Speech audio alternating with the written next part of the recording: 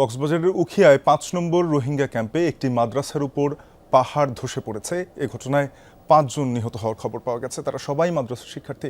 এ বিষয়ে আরও জানাতে সহকর্মী এহসান আল কুতুবির সঙ্গে কথা বলতে চাই। এহসান, নিহতদের পরিচয় জানা গেছে কিনা? ফায়ার সার্ভিস উদ্ধার অভিযান শুরু করেছে কিনা?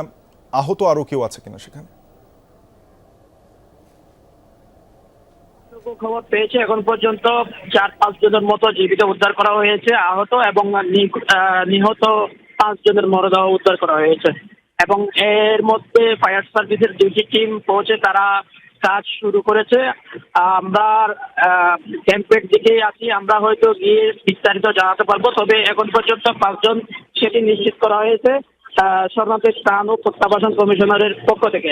আর আপনি জানেন যে গত কয়েকদিন ধরে যে বাড়ি বর্ষণ হচ্ছে, এর আগেও কিন্তু ২ দিন আগে রোহিঙ্গা ক্যাম্পের ৮ জনের মৃত্যু হয়েছে এবং রোহিঙ্গা ক্যাম্পে ঝুঁকিপূর্ণভাবে অনেকেই বসবাস করছে। অর্থাৎ রোহিঙ্গা যারা আছে, বিশেষ করে আমাদেরকে শরণার্থী কমিশনারের অফিস থেকে যেটি জানানো হয়েছে, প্রায় ১.৫ লাখের অধিক রোহিঙ্গা ঝুঁকিপূর্ণভাবে পাহাড়ের পাদদেশে বা পাহাড়ের ঢালুতে, পাহাড়ের উঁচুতে বিভিন্ন জায়গায় ঝুঁকিপূর্ণভাবে বসবাস করছে। তাদের অনেককেই সরিয়ে নেওয়া হয়েছে, আবার অনেকেই নিরাপদ আশ্রয়ে যাননি।